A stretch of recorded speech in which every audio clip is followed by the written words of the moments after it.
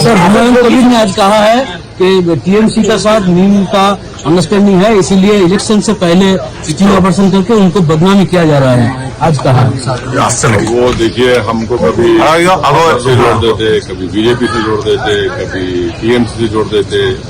अब ये किस से जोड़ेंगे नहीं मालूम मेरे को, और हम अपना काम करेंगे। और हम हरगिज इस बात को बर्दाश्त नहीं कर सकते कि बंगाल के मुसलमानों की इंटीग्रिटी को कोई क्वेश्चन किया जाए। और यहाँ पर 50, 55, 60 साल से सेकुलर गवर्नमेंट ही रही है, और जो अल्पसंख्यक समाज मुसलमान की स्थिति है, जो खुद गवर्नमेंट का डेटा बताता है, वो बहुत खराब है, बुरा हाल है। एजुकेशन ले लीजिए, सोशली देख लीजिए, इकोनॉमिकली देख लीजिए। तो हमारा मानना है कि जब तक अल्पसंख्यक समाज के एक इंडिपेंडेंट ये जस्टिस उनको नहीं मिलेगा। हमारी कोशिश ये है कि मुस्लिम एजेंसी बने, और मुस्लिम एजेंसी पॉलिटिकल एजेंसी बनेगी तभी तो अच्छा फायदा। तो जॉइंटली कैंपेन का कोई संभावना है?